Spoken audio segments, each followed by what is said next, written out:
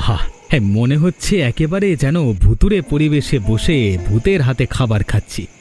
তবে যাই হোক, এবারে কিন্তু চাকরটা দিনের বেলায় বাইরে বের হয় না ঠিকই, হাতের রান্নাটা কিন্তু জবরদস্ত আছে। বলছি, কই হে, কোথায় গেলে? আগে বাবু, কিছু নেবেন নাকি? নেব বলতে এই মাংস ভাজাটাকে মানে সুন্দর হয়েছে, যদি থাকে আমাকে আর একটু দেবে কি? তা আছে ওই কি, আমি এই যাব আর এই আসবো।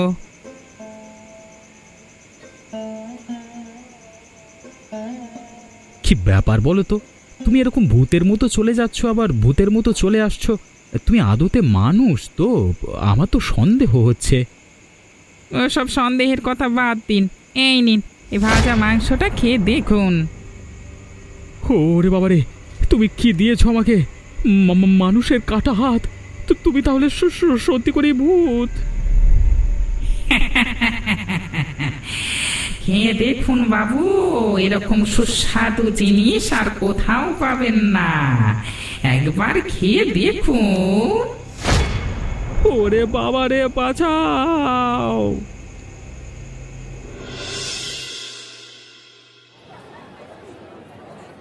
মিথ্যে কথা বলো না ভাই, আমি তোমার থেকে বয়সে যথেষ্ট বড়।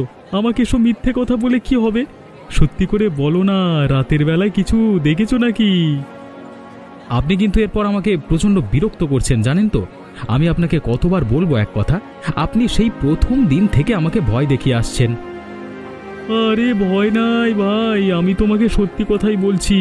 তুমি আমার কথা বিশ্বাস করতে চাইছো না, সেটা তোমার ব্যাপার। আমি কেন শুধু শুধু তোমাকে ভয় দেখাতে যাব? ও বাড়িতে সত্যি করে ভূত আছে, অনেকে দেখেছে। আপনি দেখেছেন কি নিজের চোখে? না না, আমি ঠিক দেখিনি, কিন্তু গ্রামের অনেকে দেখেছে, তো তারা সবাই বলা বলি করে। ভাই, আমি তোমার ক্ষতি চাই না, আমি তোমার নিজের দাদার মতো, তাই তোমাকে সব দিক থেকে সাবধান করে দিচ্ছি। একটা রাত কাটালাম আরামে, খাওয়া দাওয়া ঘুম সব কিছুই ভালো হলো। ও বাড়িতেই আমার শান্তি। অন্তত যে কটা দিন অফিসের কাজে এখানে আছি, তটা দিন ওখানেই থাকবো, যে যাই বলুক। তাহলে আর কি করবার? একটা ভালো যুক্তি দিচ্ছি, সময় পেলে আমাদের এখানে সাধুর কাছ থেকে ঘুরে এসো। হাতে কিছু তাবিজ ধারণ করে রাখলে অন্তত বিপদটা একটু কম আসতে পারে। সে আমার যেটা মনে হয় আমি সেটা করব, ও নিয়ে চিন্তা করতে হবে না। ঠিক আছে, এই নাও তোমার জিনিসপত্র। পরে কিছু হলে বাবা বলো না যেন আমি সাবধান করিনি। অত নাক গলাতে হবে না আমার বিষয়ে। আপনি যেমন আছেন তেমন থাকুন, আমি এখন আসছি এখান থেকে, যত সব।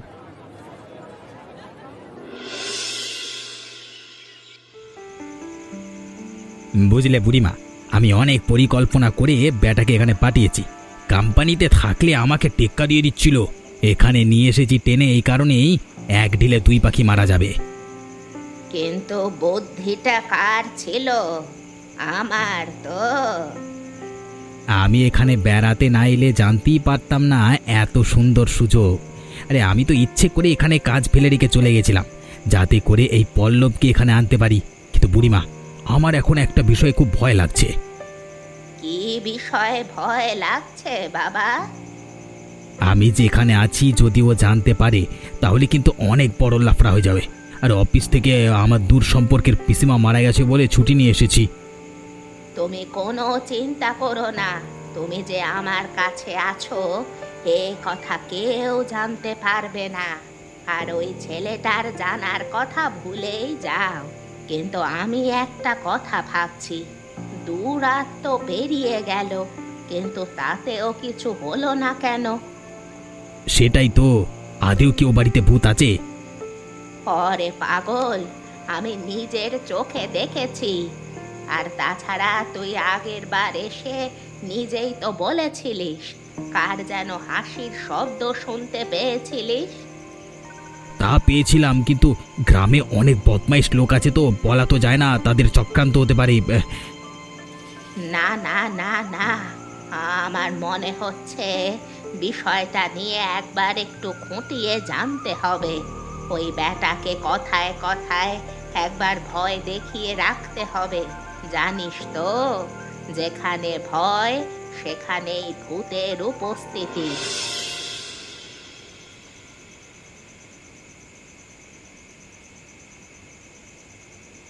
কি হলো দাদা বাবু, আজকে সন্ধ্যে থেকে আমার দিক থেকে মুখ ঘুরিয়ে আছেন? আমি কি কিছু করেছি? তোমার এই যে প্রতি রাতে আমার স্বপ্নে এসে আমাকে ভয় দেখানো না, এটা কিন্তু আমার একদম ভালো লাগে না বলে দিলাম। অতএব এসব জিনিস বন্ধ করতে হবে। ইয়া, আসলে বাবু বুঝতেই পারছেন, ভূত তো মাঝে মাঝে ভয় দেখাতে ইচ্ছে করে মানুষকে। তো আমি তো প্রথম দিনই এখান থেকে পালিয়ে যাচ্ছিলাম, আমাকে ওই জন্যই মজা করবার জন্য রেখে দিয়েছো নাকি? না বাবু, সেটা নয়। আসলে আপনি অনেক ভালো মানুষ, তাই জন্য চাইলেও আপনার ক্ষতি করতে পারি না। আর যদি কোনোদিন করে ফেলি ক্ষতি, তাহলে হয়তো সারা জীবন এখানে আমি বন্দি হয়ে থাকবো। এসব কথা বাদ দাও। তোমার হাতের ওই মাংস ভাজা রান্নাটা বেশ ভালোই লাগে, কিন্তু আমার জন্য প্রতিদিন এরকম মুরগি নিয়ে আসো কোত্থেকে? চুরি করি। গ্রামের দোকানে যখন ভিড় থাকে তখন আমি চুপি চুপি গিয়ে সুরুট করে নিয়ে চলে আসি। অন্ধকারের মধ্যে ভূতকে তো আর কেউ দেখতে পায় না। বলো কি?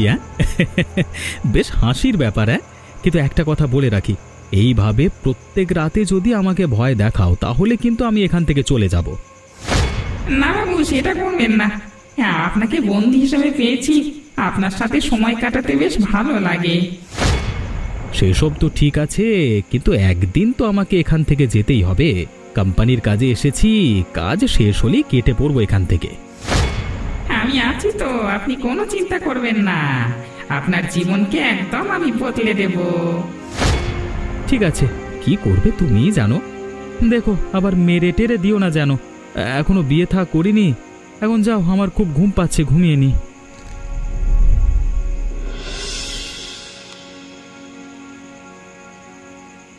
মা, বাবা, তোমরা দুজনে চুপ করবে? রাতের বেলা এরকম ঝগড়া করছো কেন তোমরা? আমার একদম ভালো লাগছে না। এই এই তুই চুপ কর, যা ঘরে গিয়ে ঘুমাগে। আমাদের কথার মাঝে তোকে কে আসতে বলেছে রে? যা। মেয়েটাকে ওরকম করবে না বলে দিলাম গিন্নি। তোমার চাহিদা দিন দিন বেরিয়ে যাচ্ছে। তোমার চাহিদা পূরণ করতে করতে আমার জীবন শেষ হয়ে গেল। আরও যাবে, এই তো সবে শুরু। তুমি কি ভেবেছো আমাকে ধাপ্পা দিয়ে তুমি বেঁচে যাবে? সেটি হচ্ছে না, মনে রেখো। আমি তোমাকে কি ধাপ্পা দিয়েছি? তুমি প্রত্যেক রাতে শুধু অশান্তি করতে থাকো, আর আমাদের কথা বাদ দাও, ছোট মেয়েটার কথা তো ভাবো। তুমি আমাকে ধাপ্পা দাওনি? আমি তোমাকে বারবার করে বলেছিলাম ওই বড় বাড়িটাকে অধিকার করে নিতে, কিন্তু তুমি আমার কথা একটুও শোনোনি। আরে বাবা, ও বাড়িতে ভূত আছে বললি তো অধিকার করা যায় না? আরে লোকের বাড়ি, তুমি এইভাবে ছেলে মানুষই কেন করছো আমি তো কিছুই বুঝতে পারছি না। ভূত আছে? তাহলে ওই বাইরের লোকটা এখানে এসে দুরাত ওই বাড়িতে কাটিয়ে দিল কিভাবে? সেই উত্তর কি তুমি আমাকে দিতে পারবে? সেটা তো আমিও বুঝতে পারছি না। আমি বারবার লোকটাকে জিজ্ঞেস করেছিলাম, কিন্তু আমার কথার কোনো উত্তর দেয়নি। কিন্তু গিন্নি তুমি বিশ্বাস করো, আমি সত্যি বলছি, ও বাড়িতে ভূত আছে। আমি কোনো কথা শুনতে চাই না। 2 মাসের মধ্যে যদি তুমি আমাকে ওরকম বড় বাড়ি করে দিতে পারো তাহলে ভালো, না হলে এই ভাঙা বাড়িতে আমি আর আমার মেয়ে থাকবো না। আর কেউ আমাদেরকে আটকাতে পারবে না, আমি বলে দিলাম। তোমার এই কথাগুলো সত্যি আমাকে খুব আঘাত দেয় গো। প্রচণ্ড দুঃখ হয় আমার, জানো তো। উচিত কথা বললে দুঃখ তো লাগবেই, তাতে আমার কিচ্ছু করার নেই।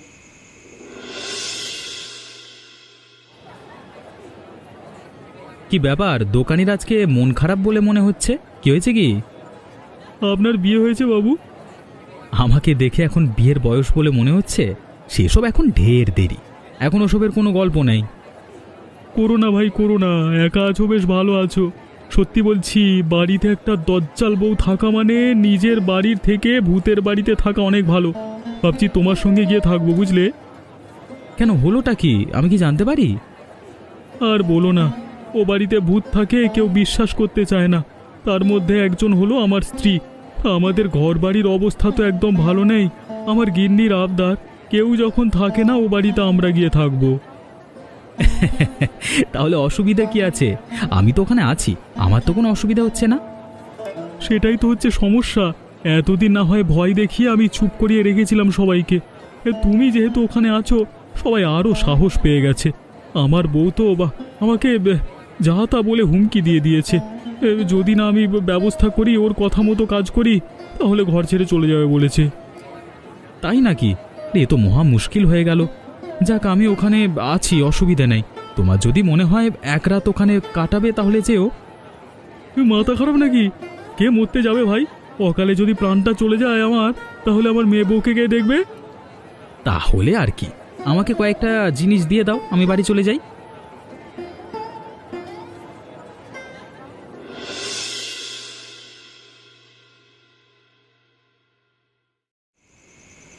এই যে ভাই, একবার এদিকে শুনে যাও তো, তোমার সাথে একটু দরকার ছিল।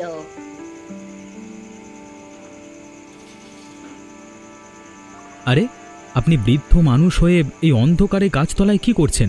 আপনাকে কি বাড়ি পর্যন্ত পৌঁছে দিয়ে আসতে হবে নাকি? আমাকে বাড়িতে পৌঁছে দিতে হবে না, আমি একা সব কিছু করতে পারি। আমি এসেছি তোমাকে সাবধান করতে। সাবধান করতে? কিসের জন্য সাবধান করতে এসেছেন? তুমি যে ওই ভুতুরে বাড়িটায় থাকছো, তোমার কি জীবনে ভয় বলে কিছু নেই?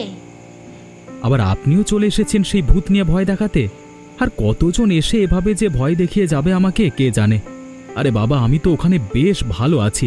আমি বুঝতে পারছি না এই গ্রামের লোকেদের অসুবিধাটা কি হচ্ছে। গ্রামের লোকেদের অসুবিধা কিছু হচ্ছে না, একটা তাজা জীবন যদি অকালে চলে যায় সেই নিয়েই সকলে চিন্তিত হয়ে আছে। গ্রামের নাম খারাপ হবে তাহলে। অত বড় বাড়িটায় আমরা চাইলে গিয়ে থাকতে পারতাম না? তুমি এখানে এসে উঠলে কেন? দেখুন, অফিসের কিছু কাজে আমি কয়েকদিনের জন্য এসেছি। আমার জন্য গ্রামের লোকেরা শুধু শুধু অসুবিধায় পড়বে। আর তাছাড়া আমার একজন ঊর্ধ্বতন কর্মচারী আমাকে এই ঠিকানায় এই বাড়িটা ঠিক করে দিয়েছিল, মানে থাকবার জায়গা হিসেবে। সত্যি কথা বলো তো, আজ পর্যন্ত ওখানে কি কিচ্ছু দেখোনি? নাকি দেখেও মুখ বুজে আছো? তুমি আদেও ভিজে আছো তো? আপনারা বেশ শুরু করেছেন। হ্যাঁ, আমি ও বাড়িতে অনেক কিছুই দেখেছি, তার মধ্যে টিকটিকি আর শোলা ইঁদুরের সংখ্যাই বেশি। অনেকদিন পরিষ্কার পরিচ্ছন্ন করা হয়নি তো, তাই জন্যই হয়তো এই অবস্থা। হেসো না, আমার 7 কাল গিয়ে 1 কালে ঠেকলো। আমার মাথার চুলগুলো এমনি এমনি তো সাদা হয়নি ভাই। জীবনে অনেক কিছু দেখেছি। গ্রামের অনেক লোকের প্রাণ চলে গেল ও বাড়িতে থেকে, তাই তোমাকে সাবধান করতে এসেছি। যাক, আমি একা মানুষ, যদি প্রাণটা চলে যায় তাহলে অসুবিধে নেই। তবু আমি ও বাড়ি ছেড়ে যাচ্ছি না। আপনি তাহলে একা যেতে পারবেন তো? আমি তাহলে চললাম। হ্যাঁ,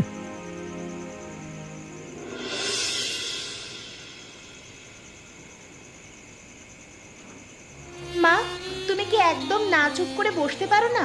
সকাল থেকে তুমি গজগজ করেই চলেছো। আমার পড়ায় অসুবিধা হচ্ছে। একটা চড় মেরে তোর গালটা লাল করে দেব। পাকা মেয়ে কোথাকার! আমাদের কথায় তোকে কান দিতে কে বলেছে? মেয়েটাকে চোখ রাঙিও না গিন্নি। তোমার যদি সেরকমই মনে হয় তাহলে আমি না হয় এক রাত ও বাড়িতে গিয়ে থেকে আসবো। তারপর যদি আমি বেঁচে থাকি তাহলে অন্য কথা। ও বাবা গো, ও কে গো? কি ভয়ানক দেখতে! বাবা, বাবা আমাকে বাঁচাও! এ কি কে তুমি? ভূত, ভূত বাঁচাও! আমাদেরকে ছেড়ে দাও, আমাদেরকে ক্ষমা করে দাও। আমরা কোনো ভুল করিনি, এখান থেকে চলে যাও দয়া করে। একদম চুপ করে থাকবি, একটাও শব্দ করবি না, না হলে কিন্তু তোদের ঘাড় মোটকে দিয়ে এখান থেকে চলে যাব, কেউ টের পাবে না। আপনি মানে তুমি কে? অনেক দিন ধরে রাতের বেলায় তোদের বাড়ির আশপাশ দিয়ে যাবার সময় শুনতে পাচ্ছি ওই পুরনো বাড়িতে নাকি তোদের থাকবার খুব ইচ্ছে হয়েছে। খবরদার যদি ওদিকে পা বাড়াবি তাহলে তোদের সব কটাকে শেষ করে ফেলবো। কিন্তু দেখলে আমি তোমাকে বারবার করে বলেছিলাম ও বাড়িতে ভূত থাকে। এই দেখো, চোখের সামনে এসে দাঁড়িয়েছে। এবার তো বিশ্বাস হচ্ছে নাকি এখন আমাকে জোর করবে? দয়া করো, আমাদের ভুল হয়ে গেছে। আমি আর কোনোদিন ও বাড়ির কথা মুখে আনবো না। আমাদেরকে দয়া করো। এই শেষবার তোদিকে ছেড়ে দিলাম, আর যদি কোনো দিন এই রাস্তা দিয়ে যাওয়ার সময় তোদের মুখে ঝগড়াঝাটির শব্দ শুনতে পায় তাহলে কিন্তু সেই রাত তোদের শেষ রাত হবে। আমি চললাম। গিন্নি গো, খুব বাঁচা বেঁচে গেছি। আর ভুলেও ও বাড়িতে থাকা নিয়ে ঝগড়া করো না।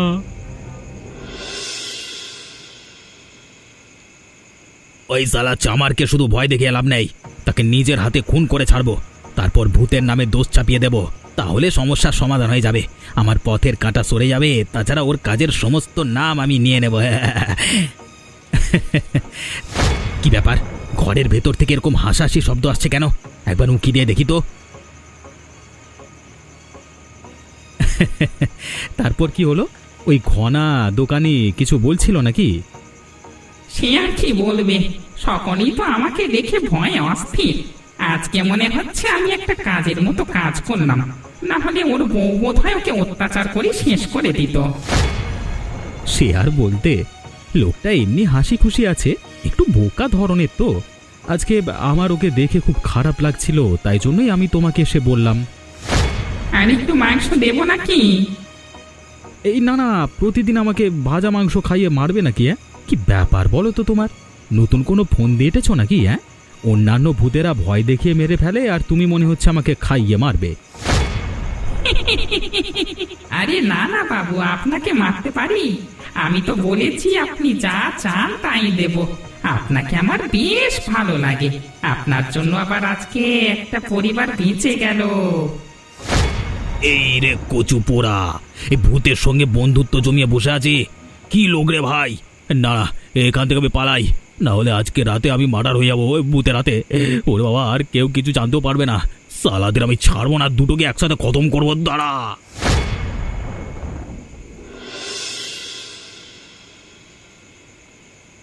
না না না না বুড়িমা, সব জলে চলে গেল, আমাদের পরিকল্পনা একেবারে ভেস্তে গেল। ব্যাটাকে এবার রাস্তা থেকে কিভাবে সরাবো? তুমি ঠিক দেখে এসেছো তো? ভুল ভাল কিছু দেখোনি তো? বুড়িমা, আমি মাল খেয়ে ওখানে যাইনি, আমি একদম সজ্ঞানে নিজের চোখে এই দৃশ্য দেখে তারপর এখানে এসেছি। আপনি আমার কথা দয়া করে বিশ্বাস করুন। তাহলে তো অসুবিধা হয়ে গেল। ভূত ওকে ভাজা মাংস খাওয়াচ্ছে। এ দৃশ্য কল্পনা করতে আমার গায়ে যে কাঁটা দিয়ে উঠছে। কাঁটা দিক আর যাই দিক, এখন ওই ছেলেকে সরাতে হবে, এবং সেটা গোপনে সরাতে হবে। এত তাড়াহুড়ো করলে হবে না, নতুন পরিকল্পনা করতে হবে। আমি ভাবছি অন্য একটা কথা, তাতে কিছু টাকা খরচ হতে পারে। টাকার জন্য চিন্তা করতে হবে না, আমি আছি। কিন্তু ওই ছেলেকে সরাতেই হবে যা হোক করে। তুমি বলো কি করতে হবে, তাই করব। তোমাকে কিছু করতে হবে না। কালকে সকালে আমাকে একবার মুদির দোকানে যেতে হবে। ওকে কিছু টাকার লোভ দেখিয়ে কাজে লাগাতে হবে, আরো ভয় দেখাতে হবে ওকে। ঠিক আছে, তুমি যা পারো করো, যা লাগে আমি দিয়ে দেব, ওসব নিয়ে তোমাকে চিন্তা করতে হবে না। ঠিক আছে, কালকে সকাল থেকে আমার কাজ শুরু হবে।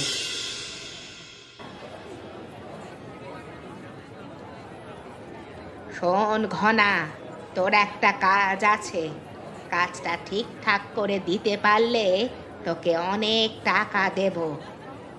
টাকা দেবে? তা কি এমন কাজ যে তোমার করে দিলে তুমি আমাকে টাকা দেবে?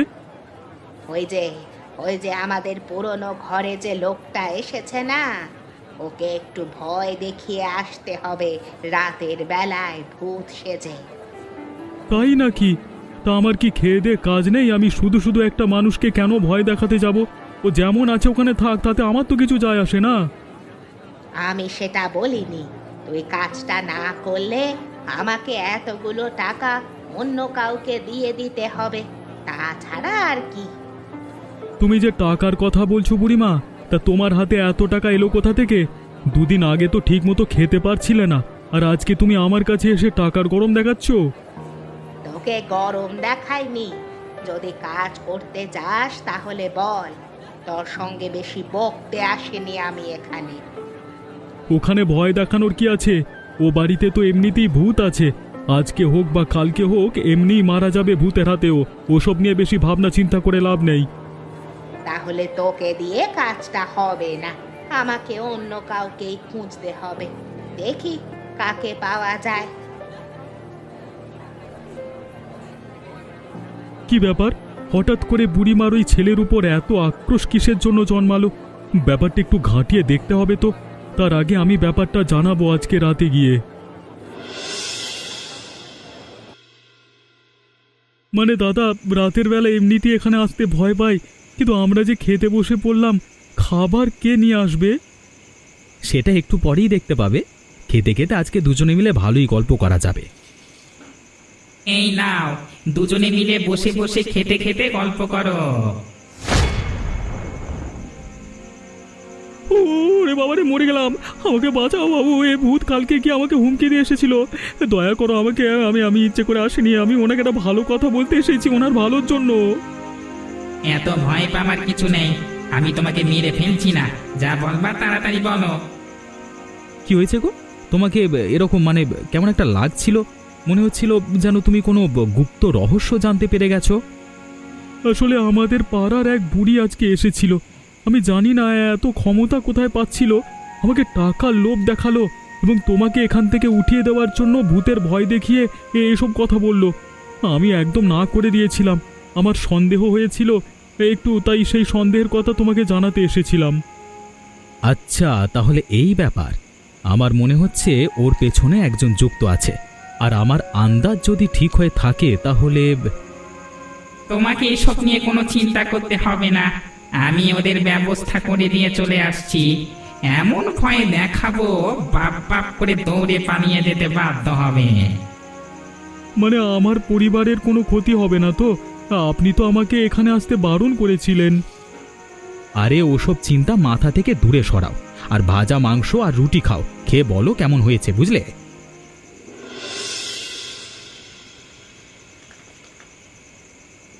একটা ভূত আমাদের সব ষড়যন্ত্রকে মাটি করে দিল।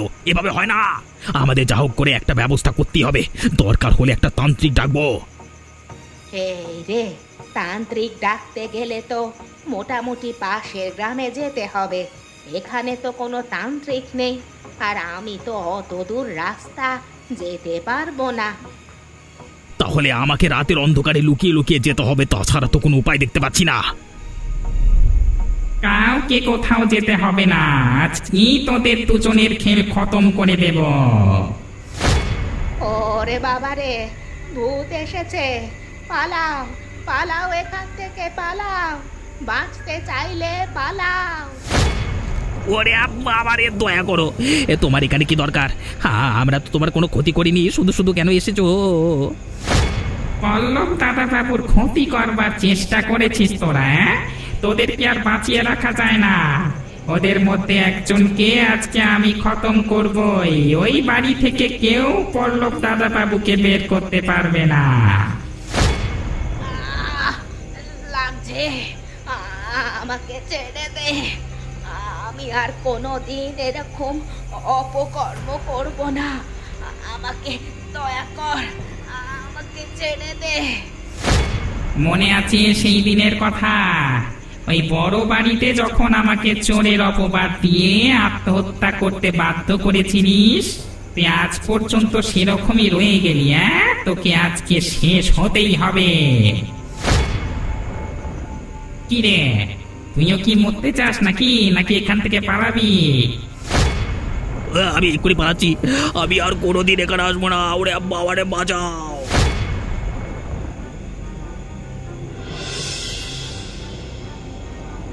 তাহলে এই ব্যাপার, এত দিনে আমার কাছে সবটা পরিষ্কার হলো। এ বাড়িতে তোমরা দুজন কাজ করতে, আর ওই বুড়ি তোমার উপর হিংসে করতো, তাই তো? আমি ভালো কাজ করতাম আর বাবুদের মন জয় করতাম বলে আমাকে অনেকবার মেরে ফেলবার চেষ্টা করেছিল। শেষকালে চোর অপবাদ যখন দিল, তখন আমি আর সহ্য করতে পারলাম না। কিন্তু তাতেও আমার জন্য শুধু শুধু বুড়িকে হত্যা করলে আমি তো কদিন বাদ এখান থেকে চলে যাব। কোথায় যাবে তুমি? তুমি এখানেই থাকবে। আমি এখানে থাকলে হবে? আমার ওখানে অফিসের কাজ পড়ে আছে, সেগুলো কে করবে? ওসব কাজ করতে হবে না। এ বাড়িতে অনেক গুপ্তধন এক জায়গায় লুকানো আছে, আমি সব খবর জানি। সে সব আমি তোদিন আগলে রেখেছি, সব তোমাকে দেব। তুমি সেগুলো নিয়ে এখানে রাজার মতো থাকো। তার মানে? তার মানে এই গ্রামের পরবর্তী জমিদার হলে তুমি, আর আমি তোমার ভৌতিক চাকর। তোমাকে নিশি রাতে ভাজা মাংস না খাওয়ালে আমার ঠিক তৃপ্তি হয় না। আর আপনারা এমনই সুন্দর সুন্দর গল্প দেখতে আমাদের চ্যানেলটিকে সাবস্ক্রাইব করতে ভুলবেন না।